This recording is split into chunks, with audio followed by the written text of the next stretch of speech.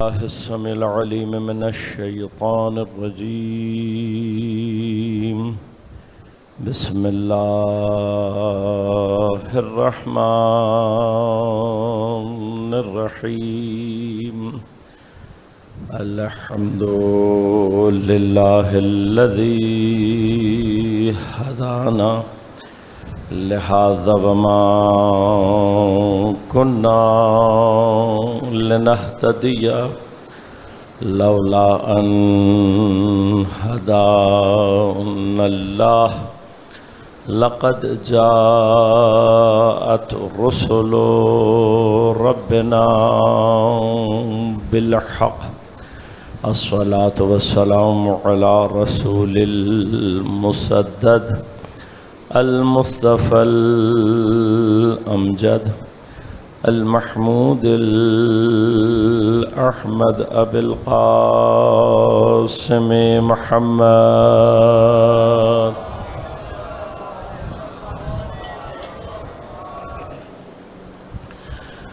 والصلاة والسلام على أسد الله الغالب غالب على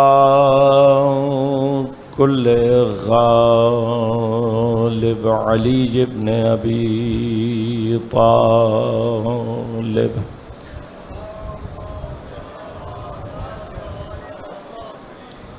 والصلاة والسلام على سيدة المعصومة المظلومة الطاهرة البتول بضعة الرسول فاطمة الزهراء سيدة نساء العالمين. والصلاة والسلام على الحسن المجتبى والحسين المظلوم وأهل بيته الطيبين الطاهرين المعصومين المظلومين المنتجبين المنتخبين، لا سيما بقية الله في الأراضين. روحي وأرواح العالمين لتراب مقدمه الفدا. ولعنة الله على أعدائهم أجمعين. أما بعد، قال الله تعالى في كتابه الكريم: بسم الله الرحمن الرحيم. وجعلنا من بين أيديهم سدا ومن خلفهم سدا فأغشيناهم فهم لا يبصرون. صلوات اللهم صل على محمد وعجل فرجهم. مومنین کرام، سامعین محترم، عزیزان گرام قدر، اس سال کے عاشورہ محرم میں اس فرش عزائے سید الشہداء کو آباد کرنے کی جو صلاحی توفیق ہمیں نصیب ہوئی، اس سلسلے میں غیبت امام زمان عجل اللہ تعالی فرجہ الشریف اور کربلا کے عنوان سے ہم نے مطالب کو آپ کی خدمت میں تقدیم کیا۔ موضوع پر گفتگو کے لیے سورہ مبارکہ یاسین کی 9 نمبر آیت کو انتخاب کیا اور آپ کی خدمت میں تلاوت کیا۔ پروردگار عالم ارشاد فرما رہا ہے: وَجَعَلْنَا مِن بَيْنِ أَيْدِيهِمْ سَدًّا، اور ہم نے ان کے بالکل سامنے رکاوٹ کو قرار دیا۔ وَمِن خَلْفِهِمْ سَدًّا، اور بالکل ان کے پیچھے بھی رکاوٹ کو قرار دیا۔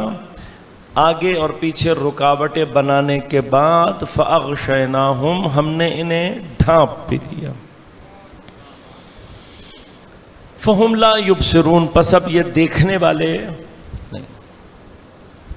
آپ کی خدمت میں نے اس بات کو بار بار عرض کیا کہ اللہ تبارک و تعالی ان افراد کو اندھا نہیں کر رہا، ان افراد سے اللہ تبارک و تعالی آنکھوں کا نور نہیں چھین رہا. آنکھیں دی ہوئی ہیں، لہم اعین، آنکھیں ہیں ان کے پاس، اس کے باوجود لا یبصرون بہا، آنکھیں ہونے کے باوجود بھی یہ دیکھنے والے نہیں. خود بصارت میں اس وقت انسان کی کمی آتی ہے کہ جب وہ اپنی توجہ کو کم کرے، اس کا دھیان کسی اور طرف ہو جائے. اس دھیان کے کسی اور طرف ہونے کے نتیجے میں بعض اوقات اسے سامنے رکھی ہوئی چیزیں بھی دکھائی نہیں دیتی. اب جیسے جیسے حقیقتیں بلند ہوتی چلی جاتی ہیں، اسی طرح سے ان حقیقتوں میں غیب کی کیفیت پیدا ہوتی چلی جاتی ہے نچلی سطح کے عنوان سے. ہر وہ شے جو اپنی حقیقت میں بلند ہے، بالا ہے، افضل ہے، وہ نچلی سطح کے عنوان سے اس کی نسبت غیب میں ہوتی ہے.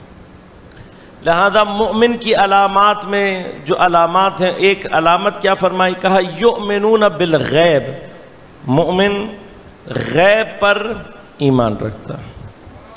کئی مقامات ایسے ہیں کہ جہاں پر اللہ تبارک و تعالی نے غیب کی نسبت ارشاد فرمایا کہ اللہ تبارک و تعالی چیزوں کو غیب میں رکھتا ہے، لیکن جسے چاہتا ہے علم عطا کر دیتا ہے. پس غیب ہر ایک کی نسبت ایک جیسا نہیں ہے، بلکہ جس کی جتنی توجہ کم ہے اس کے لیے غیب کی کیفیت اتنی زیادہ شدید ہوتی چلی جاتی. لہذا بعض پڑھے لکھے افراد جن کی توجہ زیادہ ہوتی ہے، حالات اور واقعات پر ان کی نظر زیادہ ہوتی ہے، وہ حالات اور واقعات کو سامنے رکھتے ہوئے بعض اوقات جو اپنا تجزیہ کرتے ہیں، بعض لوگوں کو ایسا لگتا ہے کہ جیسے یہ آئندہ کے حالات بھی دیکھ رہے، جبکہ وہ حالات آئندہ کے دیکھ نہیں رہے ہوتے. انہوں نے صرف اپنے علم کے ذریعے سے، انسانی تجربات کے ذریعے سے، پیش آنے والے واقعات کے ذریعے سے تحلیل، تجزیہ، یہ تمام صلاحیتیں شامل کیں اور کسی ایک چیز کے بارے میں پہلے سے خبر دی کہ ایسا ہوگا. اب یہ ان کا چونکہ علم اور توجہ زیادہ ہے، لہذا یہ اس مرحلے تک اپنے آپ کو لے آتے ہیں کہ بعض واقعات کے بارے میں پہلے سے بتا دیں. چھوٹی سی مثال اس کی اور دوں میں. ہمارا مثلا بارش بتانے کا جو ادارہ ہے، موسمیات کا جو ادارہ ہے، وہ آپ کو بتاتا ہے کہ کس دن بارش متوقع ہے. اگر آپ بعض ویسٹرن کنٹریز میں، مغرب کی دنیا میں جائیں گے، حتیٰ وہاں پر بعض ممالک میں آپ کو ٹائم بھی بتا دیں گے کہ اتنے بجے سے اتنے بجے تک بارش ہوگی.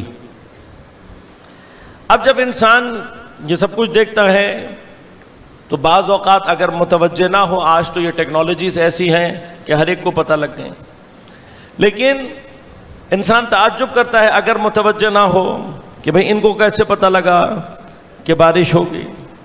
قدیم زمانے میں بارش ہونے کی خبر کو بھی لوگ سمجھتے تھے کہ شاید یہ اللہ ہی کا کام ہے، کوئی اور کر نہیں سکتا. لیکن آج جب علم بڑھا لوگوں کا تو پتہ لگا نہیں، اللہ اگر علم دیں تو پھر انسان معلوم کر سکتا ہے. تو اتنا فرق تو سمجھ میں آ گیا کہ اگر انسان علم کی سطح کو بڑھا لے تو جو بہت ساروں کی نسبت غیب ہوتا ہے یہ اس کا عالم ہو جاتا ہے. تو اب اگر اللہ کسی کو اتنا علم عطا کر دے کہ اس کے علم کی کوئی حد نہ ہو تو وہ بھی بتا سکتا ہے جو کوئی اور نہیں بتا سکتا. علم کی کیفیت ہے. اگر علم بڑھ جائے، کسی کے علم میں اضافہ ہو جائے تو پھر وہ اپنے علم کے اعتبار سے بتا سکتا ہے. اب یہ جو علم کے ذریعے سے ہماری اصل جو چیز اس کے اندر وہ ہے توجہ. لہذا اب جیسے دوسری مثال آپ کی اس کو دوں میں کہ جیسے جیسے انسان میں بلندی پیدا ہوتی جاتی ہے اس کی نظر کا دائرہ وسیع ہوتا چلا جاتا ہے. اب جیسے جیسے انسان کی نظر کا دائرہ وسیع ہوتا ہے اس کو وہ بہت ساری چیزیں نظر آنے لگتی ہیں جو پہلے اسے نظر نہیں آ رہی ہو۔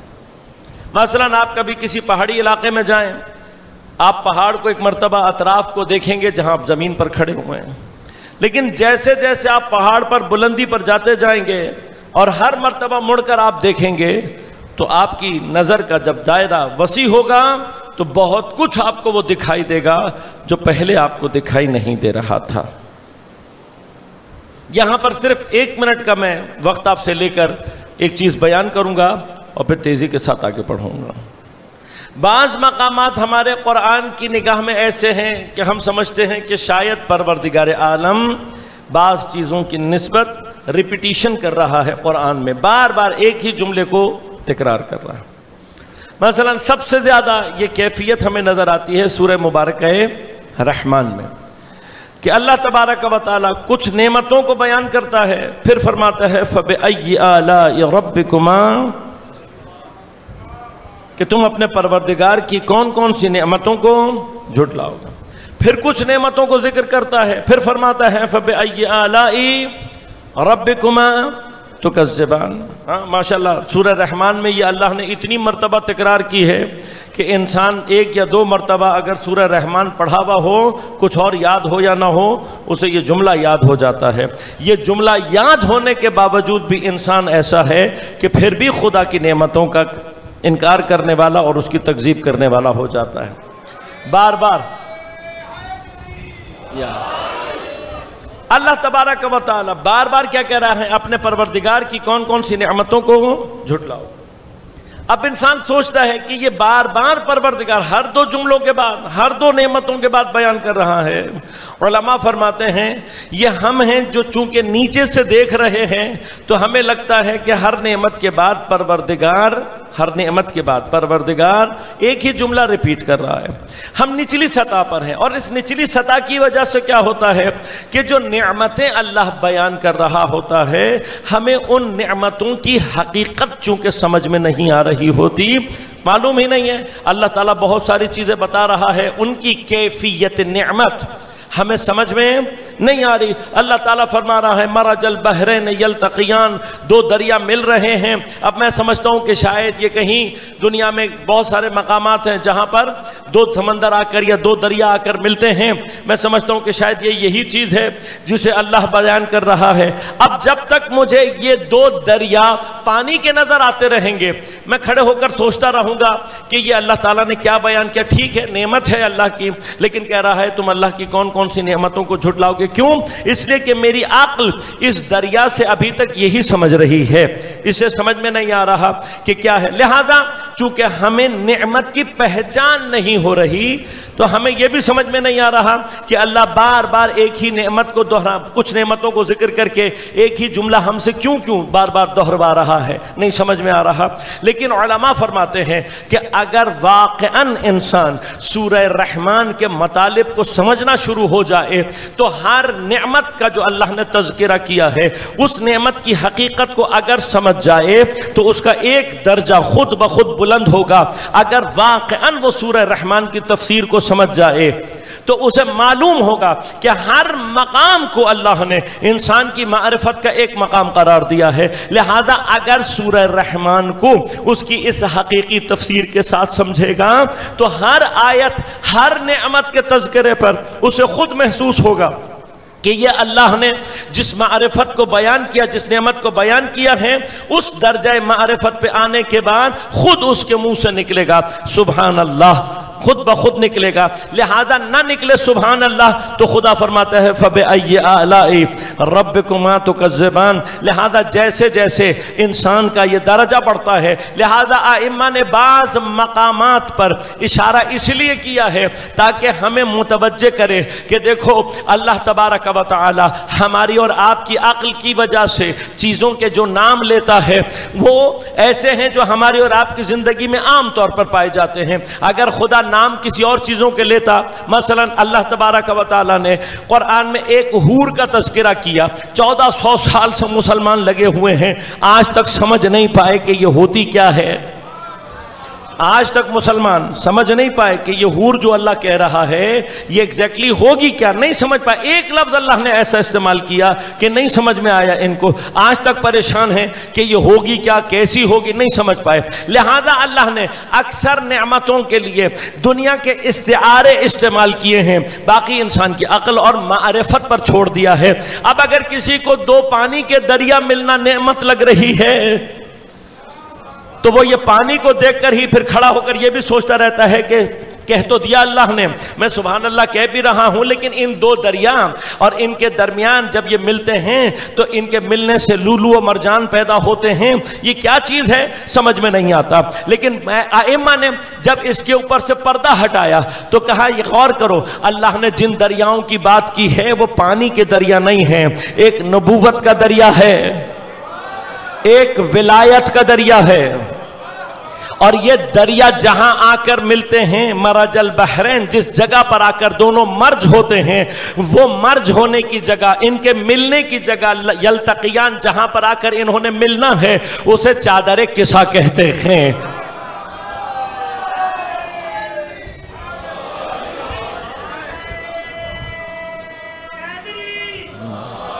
بعض نے تعبیر کیا کی، کہا نہیں، اس سے مراد اس کے علاوہ یہ بھی ہے کہ یہ مرج البحرین یلتقیان جہاں کہاں گیا. فرمایا ایک دریا کو عصمت کا دریا کہتے ہیں جو سیدہ کہلاتی ہے، ایک ولایت کا دریا ہے جسے امیر المؤمنین کہتے ہیں. جب یہ دو دریا ملتے ہیں تو جو لؤلؤ و مرجان نکلتے ہیں، ایک کو حسن کہتے ہیں، دوسرے کو حسین کہتے ہیں.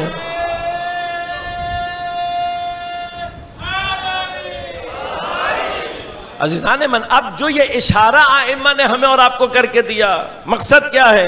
مقصد یہ ہے کہ ائمہ یہ سمجھانا چاہتے ہیں کہ اگر اپنی معرفت اور توجہ کو بلند نہیں کرو گے، ابھی بھی یہ بتا تو دیا ہمیں کہ مرج البحرین یلتقیان سے یہ مراد ہے، لیکن اس کو سمجھنا، اس کو اس کی کمال معرفت کے ساتھ درک کرنا، اس مقام تک پہنچنا وقت چاہتا ہے، توجہ چاہتا ہے کہ انسان اپنے علم میں، اپنے معرفت میں اضافہ کرے. لیکن عزیزوں یاد رکھیے گا، یہ علم، یہ معرفت، یہ ساری کی ساری وہ نہیں ہے جو کتاب سے آنی ہے، یہ ساری کی ساری وہ نہیں ہے جو تقریر سے آنی ہے. مثلا آپ نے سوچا کہ بھئی ہم نے مولوی صاحب کو سن لیا، اب ہمیں یہ معرفت حاصل ہو گئی، ہمیں پتہ لگ گیا کہ یہ دو دریا، ایک عصمت کا دریا، ایک ولایت کا دریا، یا ایک نبوت کا دریا اور ایک امامت کا دریا، چلے گئے. ان کے ملنے کا معنی کیا ہے، اس لولو و مرجان سے مراد کیا ہے؟ امام حسین اور امام حسن کے نام پہ نعرہ لگا دیا تو کیا وہ واقعاً مرحلہ حاصل ہو گیا جو اہل بیت ہم سے چاہتے تھے؟ یہاں تک لانے کا مقصد یہ ہے کہ تم ان کے لیے ایسی معرفت ایجاد کرو جو عمل کی صورت میں تمہارے وجود سے ظہور کرے. اصل جو مقصد ہے امامت کا، میں نے اپنی تقریروں میں، چونکہ میں خلاصے کی طرف جا رہا ہوں، اختتامی گفتگو کی طرف جا رہا ہوں، میں نے یہ مطالب آپ کی خدمت میں عرض کیے ہیں کہ ائمہ کا اصل کام یہ ہے کہ ائمہ اپنے ان تمام فضائل و کمالات اور جو اللہ تبارک و تعالیٰ نے ان کو مقامات عطا کیے ہیں، ان تمام کمالات کو جن کے ذریعے سے ظہور دیں گے وہ انہی کے محبین اور ان کے شیعہ ہیں. لہٰذا ائمہ چاہتے کیا ہیں؟ ہر ایک کے لیے امام یہ چاہتے ہیں، امام کی اپنی خواہش کیا ہے کہ میرا ہر شیعہ سلمان بن کے نکلے، میرا ہر شیعہ ابو ذر بن کے نکلے، میرے لیے ہر بندہ مالک اشتر بن کر نکلے. اصل امام کیا چاہتے ہیں یہ. اب اس کے لیے کہ امام ہم سے یہ چاہتے ہیں، میرے اور آپ کا کام کیا ہے کہ مجھے اور آپ کو اپنی عام سطح سے بلند کرنا پڑے گا. اب ایک مرحلہ اس میں علم ہے، ایک مرحلہ کتاب ہے، ایک مرحلہ اس کے اندر یہ مجالس، یہ درس، یہ سارے کے سارے سلسلے، تاکہ ہمارے ذہنوں کو آمادہ کیا جائے. دوسرا مرحلہ عمل کی صورت میں ہے. اب اس قدر تو محبت اہل بیت کی ہمارے دل میں آ گئی، ہم یہاں تک پہنچ گئے کہ ہم نے عزاداری کی شکل میں اپنے آپ کو اہل بیت پر قربان کرنے کا درس حاصل کر لیا. عزاداری کی کیفیات کے ساتھ، عزاداری میں گرمی میں، سردی میں، طوفان میں بم پھوٹ رہے ہیں، گولیاں چل رہی ہیں، لیکن ہم عزاداری سے ہاتھ اٹھانے والے. خب یہ وفاداری یہ بتا رہی ہے کہ ہمارے اندر اس سے آگے بڑھنے کی بھی صلاحیت موجود ہے. بھئی یہاں تک آ گئے نا، اس کا معنی کیا ہے اس کا معنی یہ ہے کہ ہمارے اندر اس سے آگے بڑھنے کی بھی صلاحیت ہے۔ اب وہ صلاحیت کیسے پیدا ہوگی؟ ائمہ نے خود بیان کیا، فرمایا یہ صلاحیت تمہارے اندر اس وقت ایجاد ہوگی جب ہماری محبت تمہیں گناہ سے روکنا شروع کرے گی۔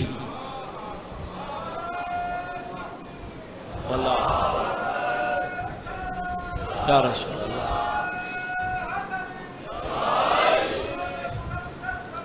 اللہم صلی اللہ علیہ وسلم۔ لہذا حقیقی شیعہ، حقیقی محبت کرنے والے اہل بیت نے کس کو بیان کیا کہ جو اہل بیت اطہار کی نسبت، ہم اگر محبت اہل بیت کو اس درجے پر لے کر آئیں، اس محبت کو عملی اپنی زندگی میں ڈھالنے کا طریقہ کیا ہے کہ میں اہل بیت کی محبت سے اپنے اندر، اپنے وجود کے اندر وہ طہارت ایجاد کروں جس طہارت کے ساتھ اللہ نے اہل بیت کو بھیجا ہے۔ اب غور کیجئے گا، کل میں نے ایک مثال دی تھی آپ کو کہ جب انسان میں کفر ایجاد ہوتا ہے، شرک ایجاد ہوتا ہے، تو یہ کفر اور شرک اس کے بدن کے اندر بھی نجاست کو پیدا کر دیتا ہے۔ کافر نجس ہو جاتا ہے، مشرک نجس ہو جاتا ہے۔ اس کا یہ نجس ہونا، اس کے یہ کیفیت اس کے اندر پیدا ہونا ہی دوسری شکل میں جب ظہور کرتا ہے تو کیا ہوتا ہے؟ یہ اہل بیت سے خود بخود دور ہو جاتا ہے۔ کیوں؟ اس لیے کہ اس کو دور رکھنے کا ارادہ اللہ نے کیا ہوا ہے۔ اللہ نے ارادہ کیا نا، انما یرید اللہ لیذھب عنکم الرجس اہل البیت ویطہرکم تطہیرا۔ اللہ نے ارادہ کیا ہے کہ رجس کو تم سے دور رکھے گا۔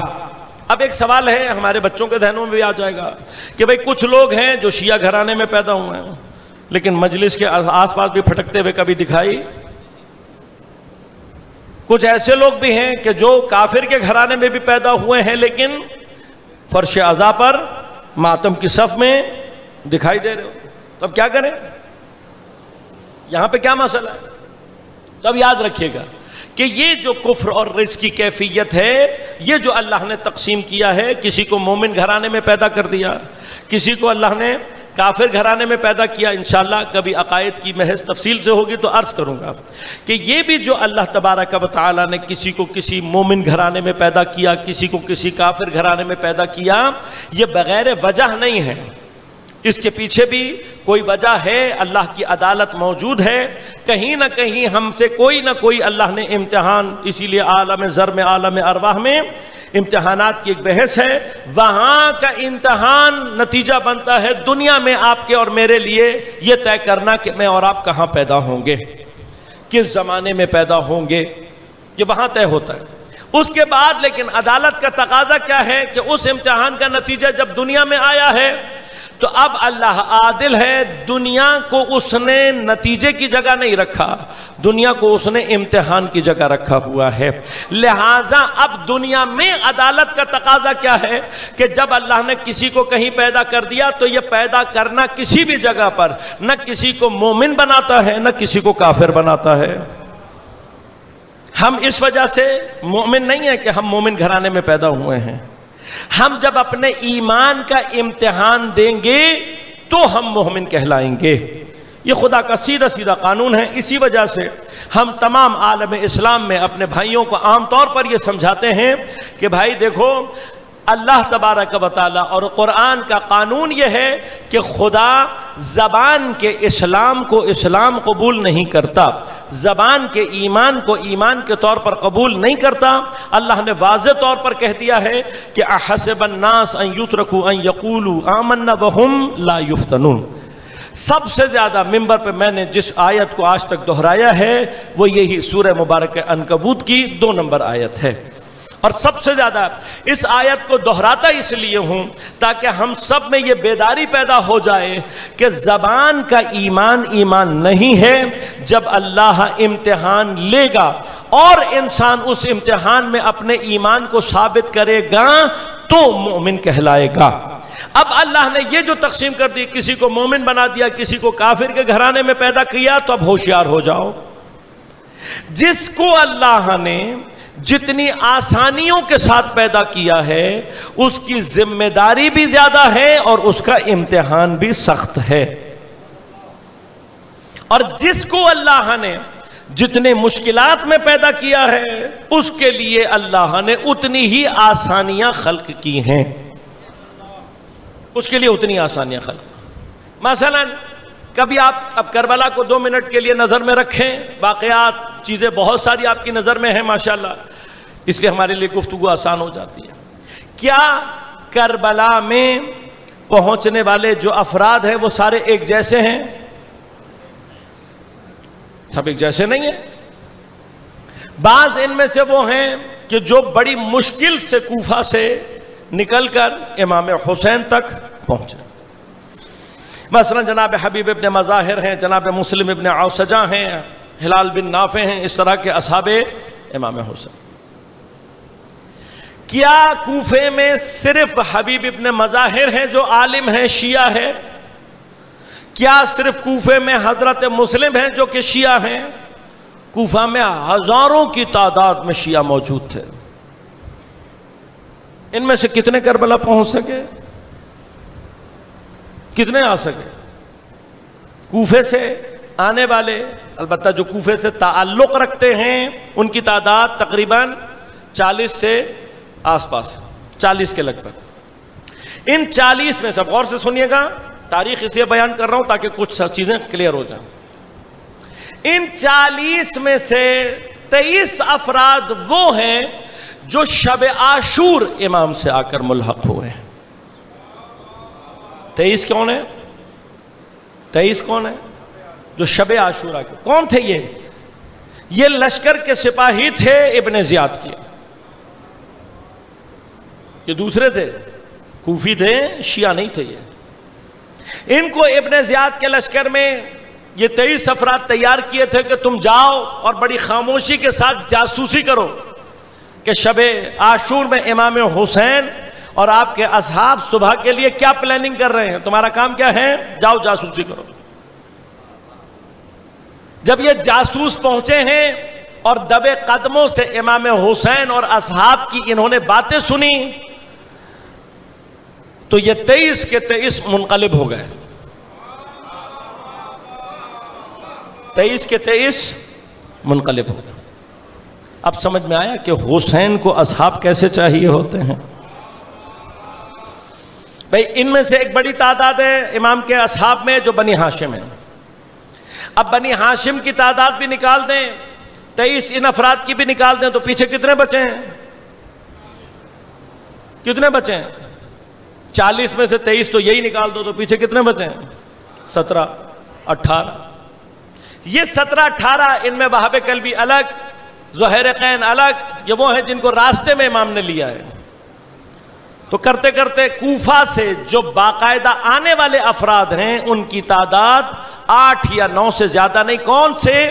جو شیعہ ہیں امام کے باقاعدہ۔ یہ 23 کوفی ہیں مگر کون ہیں؟ عمر سعد کے لشکر میں۔ انہوں نے آنے کے بعد جب اصحاب امام کی گفتگو سنی اور انہوں نے محسوس کیا کہ اصل مومن تو یہاں بیٹھے ہوئے ہیں جن کی جاسوسی پر ہمیں بھیجا گیا تھا، لہذا یہ منقلب ہوئے، اور منقلب ہونے کے بعد انہوں نے کچھ آوازیں نکلی، امام کے اصحاب جاگے، انہوں نے یعنی متوجہ ہوئے، ان کو لے کر امام کے پاس آئے۔ انہوں نے امام سے پوچھا مولا کیا اب بھی توبہ ممکن ہے؟ امام نے کہا بالکل، لیکن یاد رکھو حسین کے ساتھ آنے کا مطلب موت اور شہادت ہے۔ کہا مولا اب جو ایمان آپ سے اتنی دیر میں سن لیا ہے اس کے بعد شہادت چاہیے اور کچھ چاہیے ہی نہیں۔ اب یہ کون ہے؟ یہ منقلب ہوئے میں۔ سوال یہ ہے عزیزان من، سوال یہ ہے یہ کون ہیں؟ یہ وہ ہیں جو ابھی تک 3 دن سے پانی بند کر کے عمر سعد کے لشکر میں ہیں، حر بھی اسی طرح سے پلٹ کر آئے ہیں، اپنا بیٹا اور اپنا غلام بھی اسی طرح لے کر آئے ہیں۔ کوفے سے امام کے وہ اصحاب خاص طور پہ جن کو امام نے خط لکھ کر بلایا ہے، وہ کہ جس کو امام نے اپنے خاص شیعہ ہونے کے، اسی وجہ سے یاد رکھیے گا اصحاب امام حسین میں ہمیں سب کے نام معلوم نہیں ہیں۔ کیوں؟ اس لیے کہ سب برابر کی معرفت کے ساتھ نہیں آئے، یہ ماننا پڑے گا۔ ان میں سے بہت سارے ابھی وہ ہیں جو اب آ کر امام سے ملے، یہ کوفہ میں شیعہ نہیں تھے، یہ یہاں آ کر ہوئے ہیں۔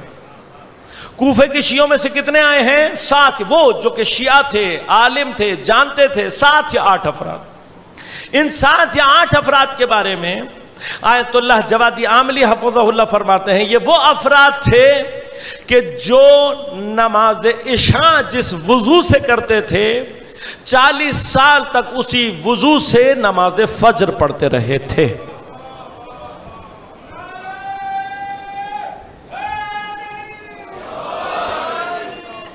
کون ہے یہ وہ ہیں جو شیعہ ہیں.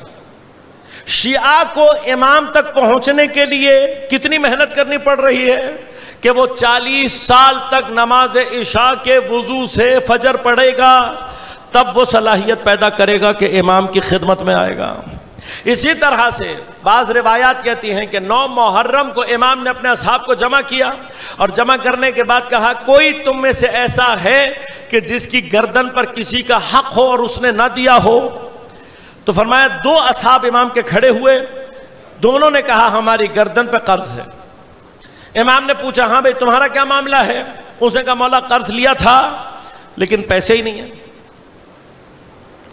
ادا نہیں کر پایا ہوں اس لیے کہ پیسے نہیں ہیں، نہیں کر سکا میں پیسے جمع، نہیں ہو سکا. پھر یہاں آ گیا. تم نے کیا کیا؟ کہا مولا پیسے تھے دیے نہیں میں نے، ابھی تک دے نہیں سکا میں. جس کے پاس پیسے نہیں تھے امام نے کہا تیرا قرض میں ادا کروں گا، میری ذمہ داری. لیکن جس نے پاس پیسے تھے اس نے دیے نہیں. امام نے کہا تو جا اور جا کر اپنا قرض ادا کر، اگر تیرا نصیب ہوا تو واپس آ کر شہداء میں شامل ہو جائے گا، ورنہ کوئی ضمانت نہیں.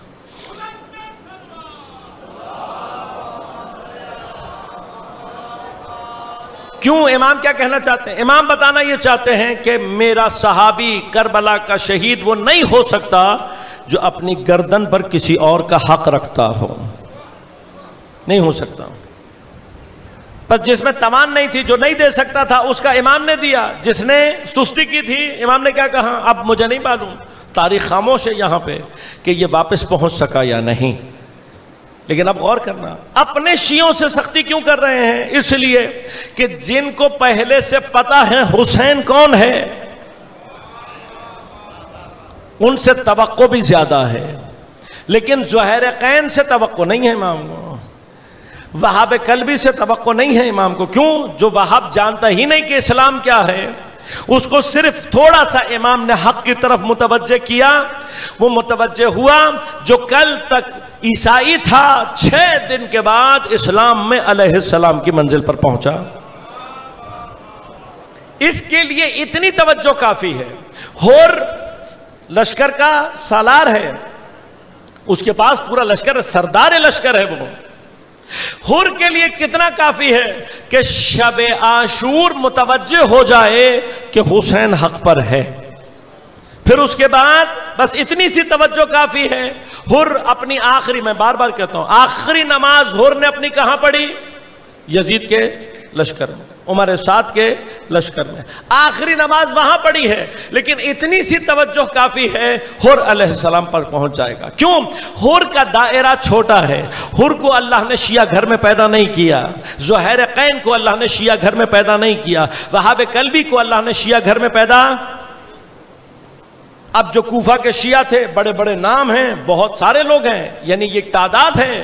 یہ تعداد وہ ہے جو بعد میں قیام توابین میں اپنی توبہ کرتے ہوئے ہی شہید ہوئی ہے. اس کا مطلب یہ سارے وہ تھے جو امام حسین پر بھی اپنی جان نچھاور کر سکتے تھے. قیام توابین میں بھی انہوں نے دین کی خاطر ہی اپنی جان قربان کی. لیکن کیا چیز کمی تھی کہ یہی سارے کربلا میں امام حسین تک نہیں پہنچ سکے؟ سوال صرف اتنا ہے عزیزوں. یہ سب شیعہ ہیں اور ایسے شیعہ ہیں کہ انہوں نے اپنی جانیں قربان کی ہیں. یقیناً خدا کے نزدیک ان کی قربانی، ان کے تمام مقامات محفوظ. لیکن کیا یہ شہداء کربلا میں آئے؟ تو اب مجھے اور آپ کو سوچنا پڑے گا نا کہ یہ جو شہداء کربلا تک پہنچ گیا شیعہ ہو کر، اب امام زمانہ کے دور میں کیا ہوگا؟ یقین کریں یہ بحث ہے. لہذا امام کی نسبت جو آیت استعمال ہوئی اور امام کی زیارت آل یاسین کہ جو امام زمان عجل اللہ تعالیٰ فرجہ الشریف حضرت کے لیے سب سے زیادہ معروف زیارت ہے، اور آج جمعے کا دن بھی ہے، کم از کم جمعے کے دن حضرت کی یہ زیارت ضرور پڑھا کریں۔ اللہم صلی علی محمد وعلی محمد وعجل فرجہ۔ اور دعا اور زیارت کا طریقہ بھی آپ کو بتا چکا ہوں، پڑھنی نہیں ہے، سمجھ کر عمل کرنا، تب یہ اثر دکھاتی ہے۔ زیارت آل یاسین میں اس آیت کے الفاظ کو استعمال کیا گیا کہ جب یہ آیت ظاہر ہوگی، قرآن کی جو آیت ہے وہ کیا ہے کہ جب ہماری یہ آیت ظاہر ہوگی تب کیا ہوگا؟ لا ينفع نفسا، کسی بھی نفس کو فائدہ نہیں ہوگا مگر یہ کہ آمنت من قبل او کسبت فی ایمانہا خیرہ۔ علماء کہتے ہیں اس آیت کو جس کو اللہ تعالیٰ نے یہاں پر کہا کہ جب ہماری نشانی ظاہر ہوگی تو کسی کو بھی اس کے ظاہر ہونے کے بعد اس کا ایمان فائدہ نہیں دے گا مگر یہ کہ یا پہلے سے ایمان لایا ہو یا اپنے ایمان کے اندر اس نے خیر کو کسب کیا ہو۔ بس دو طرح کے لوگ ہیں، ایک وہ ہیں کہ جو امام کے ظہور سے پہلے اگر متوجہ ہو گئے، دل ان کے مائل ہو گئے، ان کو سمجھ میں آ گیا کہ بھائی کوئی الہی نظام، کوئی معصوم امام ہونا چاہیے، تو امام کے ظہور کے بعد یہ فوراً ملحق ہو جائیں گے۔ لیکن امام کے آنے کے بعد، سب کچھ ہو جانے کے بعد جو لوگ ایمان لائیں گے ان کو ان کا ایمان کوئی فائدہ نہیں دے۔ اسی طرح سے ایک طبقہ وہ ہوگا کہ جو ایمان تو لا چکا تھا لیکن اس نے اس اپنے ایمان کے اندر خیر کو کسب نہیں کیا تھا۔ اب یہ خیر کیا ہے؟ ایمان کے اندر خیر کو کسب کرنا، اگر نہیں کیا یہ بھی امام کے ساتھ ملحق نہیں ہو سکیں گے۔ اسی چیز کو کربلا نے ظہور دیا کہ کربلا میں جو کربلا برپا ہونے سے پہلے ایمان لے آیا، آخری مرحلے میں بھی لے آیا، وہ امام کے ساتھ ملحق ہو گیا۔ ایک مقام اور آگے لے کے جاؤ آپ کو، ہور کے بارے میں تو آپ نے سنا ہوا، کچھ لوگ وہ ہیں کہ جو عصر عاشور امام کی شہادت سے پہلے آ کر امام سے ملے ہیں۔ دو بھائی ہیں جن کے بارے میں روایات کہتی ہیں یہ دو بھائی، کون سا وقت ہے جب امام حسین تنہا رہ کر اپنی آخری جنگ لڑ رہے ہیں، سب کو شہید کرا چکے ہیں امام، اب اپنی آخری جنگ لڑ رہے ہیں، اور اس جنگ میں یہ دونوں امام پر حملہ کرتے ہوئے پلاننگ کر کے آئے ہیں کہ تم ادھر سے آنا، میں ادھر سے آؤں گا، اور جب اس پلاننگ کے تحت امام کے نزدیک پہنچے تو دونوں کے کانوں میں امام کی مناجات کی آواز گئی۔ امام جنگ بھی لڑ رہے ہیں، خدا سے باتیں بھی کر رہے ہیں۔ اس جنگ کی کیفیت میں اس مناجات کو سننے کے بعد دونوں نے ایک دوسرے کو دیکھا، یہ کون ہے جو اپنا علی اکبر قربان کر کے بھی خدا کو ایسے پکار رہا ہے، جو اپنا عباس قربان کر کے بھی، جو 3 دن کی بھوک اور پیاس کے بعد بھی اس کا خدا پر ایسا ایمان ہے۔ دونوں نے ہی ایک دوسرے کو دیکھا، فیصلہ کیا، وہیں پلٹ کر امام کے نزدیک آئے، حملہ کرنے کے بجائے کہا مولا ہمیں تو کہا تھا کہ حسین کافر ہے۔ ہاں آج بھی ایسی نجس اولادیں موجود ہیں، پروپیگنڈے کے اثر میں آج بھی باتیں ہوتی ہیں کہ ہمیں تو بتایا تھا کہ حسین اسلام سے خارج ہیں، ہم تو آپ کو کافر سمجھ کے آئے تھے، لیکن جیسا خدا آپ نے پہچنوایا ہے، جیسا خدا پر آپ کا ایمان ہے، آپ سے بڑا تو مومن کوئی نہیں ہے۔ امام نے کہا پھر کہ مولا اب بھی توبہ کی گنجائش ہے؟ امام نے کہا ہاں۔ راوی کہتے ہیں ادھر سے ہی دونوں نے اپنا رخ پھیرا، جو حملہ کرنے آئے تھے وہ حسین کے ساتھ مل کر اب لشکر پر حملہ کر رہے تھے۔ دونوں ہی شہید ہوئے اور دونوں کو ہی لوگ کربلا کے شہداء میں شامل۔ کیوں؟ اس لیے کہ ان کے اندر وہ توجہ موجود تھی، پتہ نہیں تھا، تو اب جہاں پتہ لگا وہیں سے ایمان کا اظہار کریں گے، پہنچ جائیں گے۔ لیکن جو بچپن سے کوفہ میں حضرت علی کو دیکھ رہے ہیں، امام حسن مجتبیٰ کو دیکھا، جنہوں نے مالک اشتر کو دیکھا ہوا ہے، جو شیعت سے واقف ہیں، ہر چیز جانتے ہیں، امامت ہر چیز پر ایمان رکھا ہوا ہے، لیکن اپنے ایمان میں خیر کو کسب نہیں کیا۔ خب اس خیر کو کسب کرنے کا ایک راستہ کیا ہے کہ اپنے آپ کو گناہوں سے دور کریں۔ اس خیر کو کسب کرنے کا راستہ کیا ہے؟ راستہ یہ ہے کہ ہم مقام امامت کو سمجھنے کی کوشش کریں۔ انشاءاللہ کل مطالب اسی حوالے سے بیان کروں گا کہ اس مقام امامت کو سمجھنے سے مراد کیا ہے۔ صرف یہ کہ علی ہمارے امام ہیں بات ختم نہیں ہوتی، یہ پہلی سیڑھی ہے۔ یہاں تک آ گئے ہو تو اب آگے کا امتحان اس سے زیادہ سخت ہے۔ لہذا یاد رکھیے گا، شیعوں کی نسبت خدا کی توقع زیادہ ہے، شیعوں کی نسبت امام کی توقع زیادہ ہے۔ اب جب انسان پہلے مرحلے میں امام سے اپنی معرفت بڑھانے کے لیے گناہوں سے دوری کرتا ہے، لہذا یاد رکھیے گا کیوں فرمایا کہ ہمارا امر سخت ہے، سخت اندر سخت ہے، بہت سخت ہے۔ کیوں؟ اس لیے کہ یہ سارا سن کر حاصل نہیں ہوتا، یہ سارا پڑھ کر حاصل نہیں ہوتا۔ سننے پڑھنے سمجھنے کے بعد کا میدان ہے عمل کا۔ عمل کے لیے ضروری ہے محنت۔ پہلی محنت کس پر کرنی ہے؟ اپنے آپ کو گناہوں سے بچانا ہے۔ لہذا غور کرنا، جب انسان اپنے آپ کو گناہوں سے پہنچاتا ہے تو جو تطہیر اس کے اندر ایجاد ہوتی ہے وہ خود بخود اسے امام کے نزدیک لے آتی ہے۔ اب یہ یہاں سے شروع ہوتا ہے مسئلہ۔ شیعہ گھر میں پیدا ہوا تھا لیکن اپنے اندر سے اس نے اس چیز کو ایجاد نہیں کیا، اپنے آپ کو آمادہ نہیں کیا۔ شیعہ ہو کر بھی اس کے اندر وہ نجاست پیدا ہو سکتی ہے کہ فرش ادا پر آنے کی توفیق حاصل نہ ہو، اور کوئی کافر ہو کر بھی اگر دل کے اندر وہ چیز اور کیفیت رکھتا ہے، متوجہ ہونا شروع ہو جائے، طہارت ایجاد ہونا شروع ہوتی ہے۔ جب اندر طہارت پیدا ہوتی ہے پہلا اثر یہ ہوتا ہے اسے فرش ادا سے محبت ہونا شروع ہو جاتی ہے۔ یہ اثر ہے۔ لہذا یہ طہارت ہے جو اندر سے اگر ایجاد ہو انسان حرکت کرتا ہے، فرش ادا تک پہنچا ہے۔ آگے مرحلہ کیا ہے؟ طہارت۔ لہذا کیا فرمایا کہ جو شخص 40 صبح اللہ کے لیے خالص، یعنی 40 دن تک کوئی اللہ کی عبادت مخلصانہ کرے، اللہ کی خاطر کوئی گناہ انجام نہ دے، کوئی واجب ترک نہ ہونے دے، فرمایا اللہ اس کے قلب سے اس کی زبان پر حکمت کو جاری کرتا ہے۔ یہ 40 دن اسکول نہیں جا رہا، یہ 40 دن یونیورسٹی نہیں جا رہا، یہ 40 دن لائبریری نہیں جا رہا، یہ 40 دن علماء کی صحبت میں نہیں آ رہا۔ آگے بڑھ جاؤں، یہ 40 دن قرآن نہیں پڑھ رہا، 40 دن کیا کر رہا ہے؟ صرف اپنے آپ کو گناہ سے بچا رہا ہے۔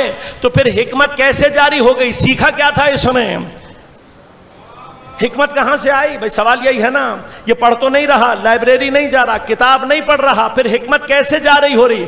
ہمیں اب سمجھنے کی ضرورت ہے کہ جب حضرت فرما رہے ہیں انا مدینۃ العلم وعلی بابها، میں ایک حکمت کا در ہوں، علی دروازہ ہے، اس کا معنی کیا ہے؟ حکمت نبی ہے، حکمت علی ہے، اس سے نزدیک ہونا ہے تو اپنے اندر طہارت ایجاد کرنی پڑے گی۔ کیوں؟ اللہ نے کہا ہے یطہرکم تطہیرا، تمہیں میں نے پاک رکھا ہے۔ اب جو اندر سے پاک ہوتا چلا جاتا ہے خود بخود اپنی روح کو نبی سے اور علی سے نزدیک کرتا چلا جاتا ہے۔ اب جو علی سے جڑ جائے تو علی دروازہ ہے حکمت کا، علی دروازہ ہے علم کا، جو علی کے نزدیک آ جائے اس کی زبان پر حکمت کے چشمے خود بخود جاری ہو جاتے ہیں۔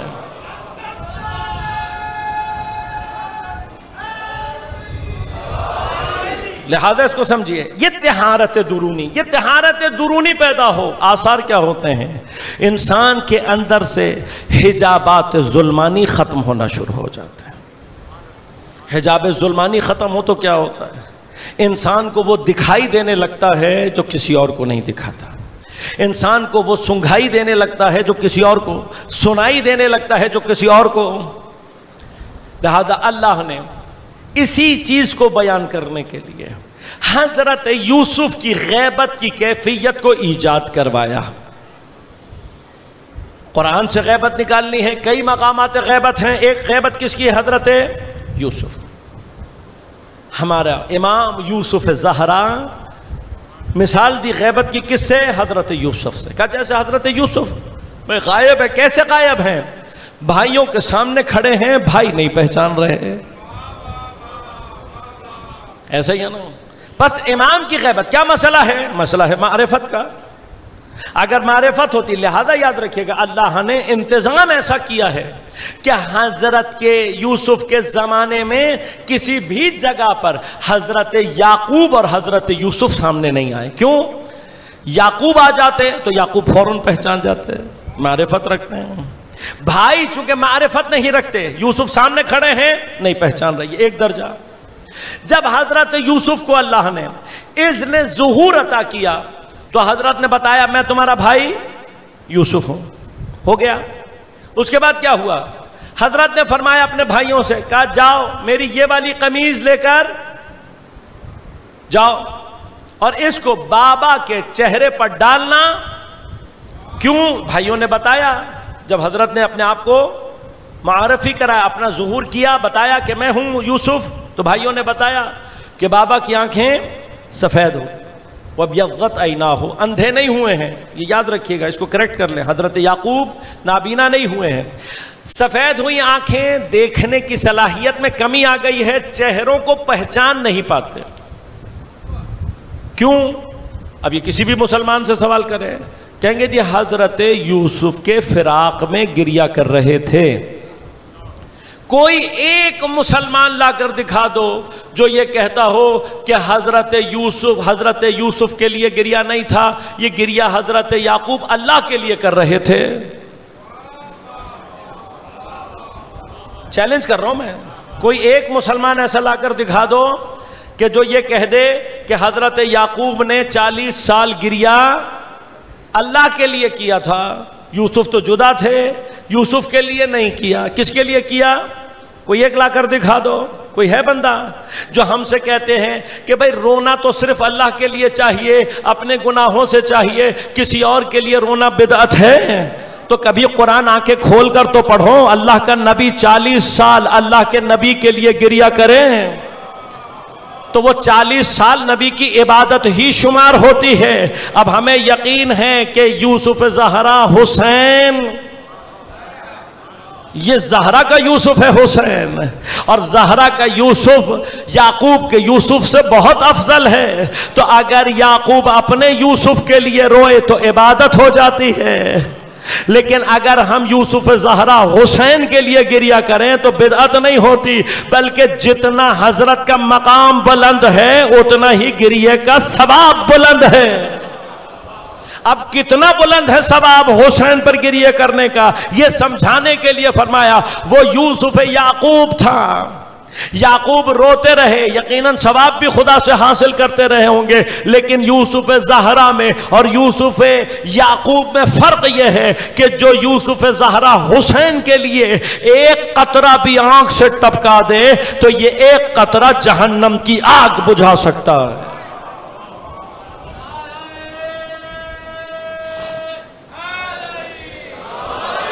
لیکن کیا یعقوب کا گریہ بے معرفت تھا؟ کیا جناب یعقوب کا گریہ حضرت یوسف کے لیے بے معرفت تھا؟ نہیں. کیوں یعقوب کا گریہ عبادت ہے؟ اس لیے کہ اپنے امام کے، اپنے زمانے کے نبی کی معرفت کے ساتھ ہے. وہ گریہ اس کے اندر واقعاً اتنی طاقت ہے کہ اس کا قطرہ جہنم کی آگ کو بجھا دے، تمام گناہوں کو دھو دے، جو اپنے زمانے کے امام کی معرفت کے ساتھ ہو. لہذا یاد رکھنا، ہر گریہ نہیں، وہ گریہ جو معرفت حسین کے ساتھ ہو. ہاں چیزیں تو ہمارے یقین ہے، چیزیں اپنے اندر صلاحیت پیدا ہی تب کرتی ہیں کہ جب اہل بیت سے نسبت پیدا کر لیں. حسین کا گریہ حسین پر معرفت کے ساتھ. لیکن ہوا کیا؟ جب حضرت کے بھائی چلے تو ابھی مصر سے چلے نہیں تھے. بھائی ابھی مصر سے چلے نہیں ہیں. یہاں کنعان میں بیٹھے بیٹھے حضرت یعقوب نے کہنا شروع کیا، مجھے یوسف کی خوشبو آ رہی ہے. مجھے یوسف کی خوشبو آ رہی ہے۔ حضرت یعقوب کے اطراف میں جو لوگ تھے جو اتنے عرصے حضرت کو یعقوب کی جدائی میں روتا ہوا دیکھ رہے تھے، انہوں نے کیا کہا؟ انہوں نے کہا آپ کو ہم پہلے ہی کہتے تھے آپ گمراہ ہیں، یوسف کی محبت نے آپ کو نعوذ باللہ من ذالک گمراہ کر دیا ہے۔ کیسی خوشبو؟ سوال، یہ خوشبو جو جناب یعقوب کو آ رہی ہے باقیوں کو کیوں نہیں آ رہی؟ جواب بہت آسان ہے۔ جو اس پوری مدت میں ساری دنیا کے کہنے کے باوجود کہ یوسف مر گیا ہے، کوئی یوسف نہیں ہے، یہ یقین لے کر بیٹھا رہا کہ یوسف زندہ بھی ہے اور ایک دن ظہور کرے گا، واپس آئے گا، اسی کو اللہ نے یہ صلاحیت دی تھی کہ جیسے ہی حضرت یوسف نے اعلان کیا اپنے ظہور کا، تو سب سے پہلے جسے خوشبو آئی وہ کنعان میں بیٹھا ہوا وہ منتظر تھا، جس نے اتنے پروپیگنڈے کے باوجود بھی، اتنا لوگوں کی باتیں کرنے کے باوجود بھی اپنے ایمان میں کبھی پیدا نہیں کی۔ تو بس یاد رکھنا، جیسے ہی حضرت امام زمان ظہور کریں گے جو دنیا کے پروپیگنڈوں کے مقابلے میں آ کر ان کو چھوڑ دیتا ہے وہ کبھی سمجھ نہیں پائے گا، لیکن پوری دنیا کہتی رہے کوئی امام نہیں ہے، پوری دنیا کہتی رہے کہ مر گئے ہوں گے، پوری دنیا ان کے خلاف باتیں کرتے رہے، جو منتظر حقیقی جانتا ہے کہ میرا امام زندہ بھی ہے، ظہور بھی کرے گا۔ جب امام اعلان کریں گے ہر ایک کو جو منتظر واقعی ہے حضرت کی آواز بھی آئے گی، خوشبو بھی سنائی دے گی۔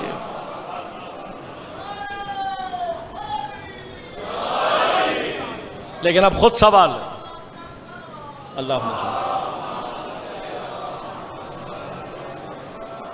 ایک مقام ہے، اس کو بس عرض کروں گا جلدی سے اور تیزی سے آگے پڑھوں گا کہ آپ نے اور ہم نے عام طور پر یہ تجربہ، کئی مومنین کے ساتھ تجربہ ہوتا ہے، لیکن اس تجربے کو اس سے آگے لے جانے کی ضرورت نہیں ہے جتنا میں بیان کر رہا ہوں۔ عام طور پر ہوتا ہے، کئیوں کے ساتھ تجربہ ہو چکا ہے، خاص طور پر جب ہم زیارات پر جاتے ہیں، حرم میں کھڑے ہوتے ہیں معصوم کے، کبھی کبھار اس کیفیت میں کہ جب قلب آپ کا ذریح کی طرف، امام کی طرف متوجہ ہوتا ہے، آنکھوں سے گریا ہوتا ہے، اچانک ایک خوشبو کا جھونکا انسان کو سونکھائے۔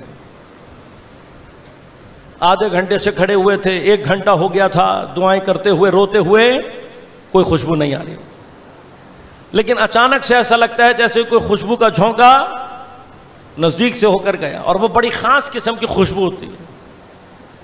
میرے استاد فرماتے تھے کہ جب کوئی خوشبو والا دکھائی نہ دے اور خوشبو آئے تو سمجھ لینا کہ زہرا کا گل بدن نزدیک سے گزرا ہے۔ پھر فرماتے تھے کہ مومن خوشبو جلدی سونگھ لیتا ہے، ناک کے ذریعے سے یہ ارتباط بڑی جلدی حاصل ہو جاتا ہے۔ پھر فرماتے تھے کیوں؟ کہ یہ ناک انسان کا وہ واحد عضو ہے جس سے عام طور پر انسان کوئی گناہ انجام نہیں دیتا۔ آپ آج اگر سوچیں گے بھی بیٹھ کر کہ بھئی ناک سے کیا گناہ ہو سکتا ہے، تو تقریباً ناک سے گناہ آپ کو بہت ریئر ہوتا ہے کہ انسان مثلا کوئی حرام خوشبو ایسی ہو، ادروائز انسان غور کرے ناک کے تقریباً گناہ نہ ہونے کے، کہ اللہ نے اس عضو کو، خاص طور پر اس عضو کو، ناک کو پاک رکھا ہے۔ پس مومن جب ذرا سا اپنے اندر تطہیر پیدا کرتا ہے تو یہ ناک سے، اس کا خوشبو سے جو ارتباط ہے امام سے، وہ ایجاد ہونا شروع ہوتا ہے۔ میں پھر سے کہہ رہا ہوں، اس کو کوئی اور معنی نہ دیجیے گا، کچھ اور سمجھنا نہ شروع ہو جائیے گا، لیکن یہ خوشبو خاص ہوتی ہے، خاص طریقے سے آتی ہے۔ زہرا کا کوئی گل بدن قریب سے گزر جائے، انسان اپنے اندر سے گناہوں کی کیفیت کو دور کرے تو پھر وہ خود بخود عاشق حسین بن جاتا ہے۔ لیکن جسے ماں نے پالا ہی حسین کے عاشق کے عنوان سے ہو، جس کی حیات طیبہ میں دنیا کو ڈھونڈنے سے بھی کوئی غلطی نظر نہ آئے، اور جو اطاعت الہیہ میں اپنے آپ کو اس منزل پر پہنچا دے کہ خود زمانے کا امام اس کی مرقد پر کھڑے ہو کر اسے سلام کر کر یہ کہے अस्सलामु अलैका अय्युहल अब्दुस्सालिह المطیع للہ ولرسولہ ولامیر المؤمنین والحسن والحسین علیہم الصلاۃ والسلام۔ معصوم نے گواہی دی ہے جتنے اماموں کی امامت کو حضرت عباس نے درک کیا ہے، ہر امام کی نسبت امامت کی اطاعت کی گواہی دی ہے امام نے۔ اطاعت امام اگر مجسم ہو جائے تو عباس کی شکل میں ظہور کرتا۔ تاریخ کہتی ہے کہ اگر علی کی شجاعت بھی کوئی دوسرا رنگ اختیار کرے تو عباس بنتی ہے۔ اتنی شجاعت ہے حضرت کی، لیکن اس شجاعت پر جو صفت حاوی ہے وہ اطاعت معصوم ہے۔ بس کوئی عباس کا عاشق ہو اور حضرت عباس سے اطاعت معصوم نہ سیکھ سکے، علم حضرت عباس اٹھانے والا ہو لیکن اپنے آپ کو مطیع نہ بنا سکے، سوچنے کی ضرورت ہے اسے۔ یہ حضرت عباس کا علم ہر جگہ کائنات میں جہاں جگہ لگا ہوا ہے، یہ یاد دلاتا ہے کہ عباس اس مطیع کو کہتے ہیں جو اپنے ہاتھ کٹوا تو سکتا ہے، اپنے امام کی حمایت سے ہاتھ اٹھا نہیں سکتا۔ بس اپنے گھر پہ جب بھی حضرت عباس کا علم لگاؤ تو صرف اس نیت سے نہ لگاؤ کہ میں نے لگایا ہے میرے گھر میں برکت آئے گی۔ علم لگایا ہے تو علمدار سے وفاداری کا تقاضا یہ ہے کہ پھر میرا گھر دین کی حمایت کا، دین سے وفاداری سے، امام سے امامت اور اطاعت کا مرکز بنے گا۔ ایسا نہ ہو کہ گھر پہ تو علم حضرت عباس کا لگا ہوا ہو اور گھر میں امام کی نافرمانی ہو رہی ہو۔ ایسا نہ ہو گھر پہ امامت پر پرچم حضرت عباس لگا ہوا ہو اور گھر امام سے ہی وفاداری انجام نہ دے رہا۔ ایسا نہ ہو، اس پرچم سے وفاداری کرنا سیکھو۔ کیوں؟ حضرت نے اپنے جگر کا خون بہا کر اس علم کو قائم کیا۔ اس قدر شجاع ہے عباس، اس قدر شجاع۔ آج 8 محرم ہو گئی، دوسرا دن ہے حسین کے بچوں کو پیاس میں۔ 7 محرم کو ابن زیاد نے بھیجے ہیں، ایک لشکر آیا ہے اور آ کر کہتا ہے کہ لشکر ہمیں حکم ملا ہے کہ ہم خیموں کو دریا سے ہٹا دیں۔ بھئی یہ سننا تھا، علی کے بیٹے کو جلال آیا، ایک مرتبہ آنکھوں میں خیبری جلالت کو بھر کے حیدری لہجے میں مخاطب ہو کر کہا، خبردار۔ تلوار نکال کر زمین پر خط کھینچا اور للکار کے کہا، کسی نے اگر اپنی ماں کا دودھ پیا ہے یہ خط عبور کر کے دکھا دے۔ تاریخ کہتی ہے پورے لشکر میں کسی کی جرأت نہ تھی، حتیٰ یہ جرأت نہ تھی کہ کوئی حضرت عباس کی آنکھوں میں آنکھیں ڈال کر بات کر سکے۔ سر جھکے ہوئے ہیں، بدن کانپ رہے ہیں، کسی میں ہمت نہیں ہو رہا ہے۔ اور عین اس عالم میں کسی نے آ کر پیچھے ایک پیغام دیا، کہا عباس حسین کہہ رہے ہیں خیمے ہٹا دو۔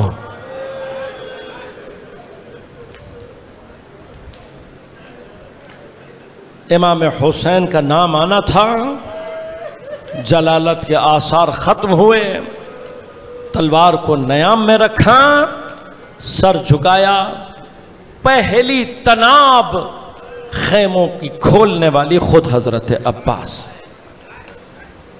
یہ اطاعت معصوم میں مقام حضرت عباس۔ لہذا پوری کربلا میں آپ کو حضرت عباس کا امام حسین سے کوئی سوال نہیں دکھائی دے گا، کسی چیز پر سوال نہیں۔ عباس صرف اطاعت کا نام ہے۔ اس قدر مطیع ہے کہ جب سارے انصار بھی شہید ہو گئے اور اب حسین کے اپنے گھر والے اور بچے بھتیجے بھانجے ہیں، امید یہ تھی کہ سب سے پہلے مولا مجھے اذن دیں گے، لیکن عباس کے سامنے علی اکبر کو اجازت ملی۔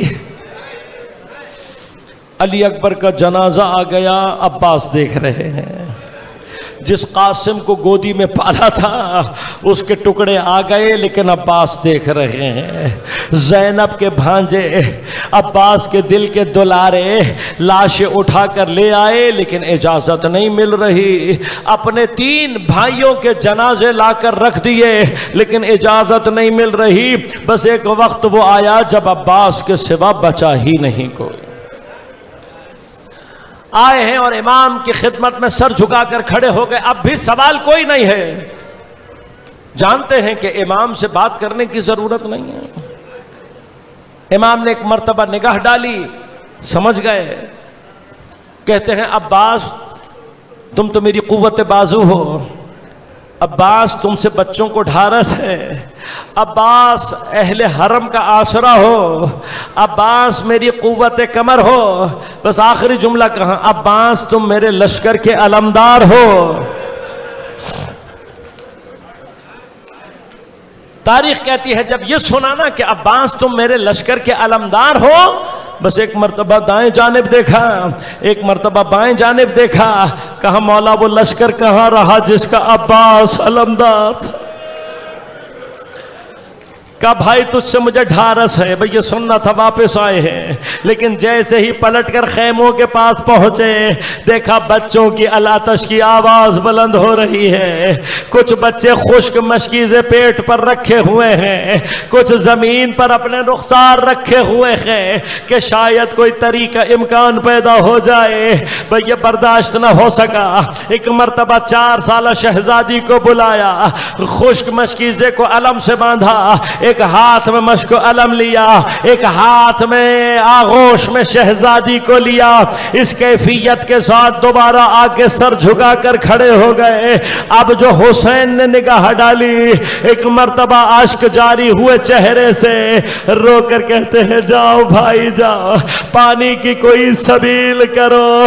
علماء کہتے ہیں عباس کو حضرت نے جنگ کی اجازت نہیں دی تھی، لہذا تلوار چھوڑ کر نیزے سے حملہ کیا، جو نیزے سے حملہ کر کے فرات کا گھاٹ آزاد کرا لے اسے عباس کہتے ہیں۔ ایک مرتبہ مشک کو پانی سے بھرنے کے بعد تاریخ نے عجیب جملہ لکھا ہے، حضرت نے ایک مرتبہ پانی کو چلو میں اٹھایا، اٹھانے کے بعد چہرے تک لا کر عباس نے پانی پھینک دیا۔ علماء کہتے ہیں آج تک یہ سر ہے، لیکن بعض کہتے ہیں شاید اپنی شہادت کے وقت حضرت امیر نے سینے سے لگا کر عباس کو کوئی وصیت کی تھی، کہ شاید یہ اسی وصیت کا اثر تھا۔ علی نے کہا تھا میرے بیٹے عباس، کربلا میں وہ وقت آئے گا جب تو پانی پر قبضہ ہوگا، دیکھ پیغمبر کا بیٹا پیاسا ہوگا، عباس ایسا نہ ہو علی کا بیٹا پیالی پی لے، نبی کا بیٹا پیاسا رہ جائے۔ شاید ہاتھ میں پانی اٹھا کر پھینک کر عباس نے بتایا اے میرے بابا تمہارا بیٹا پیاسا ہے، جب تک نبی کا بیٹا پانی نہ پیے علی کا بیٹا پانی نہیں پی سکتا۔ جو پیاسا ہی نہر سے واپس آ جائے اسے عباس کہتے ہیں۔ بس عزیز و تاریخ کہتی ہے حضرت نے واپسی پہ نخلستان کا راستہ اختیار کیا۔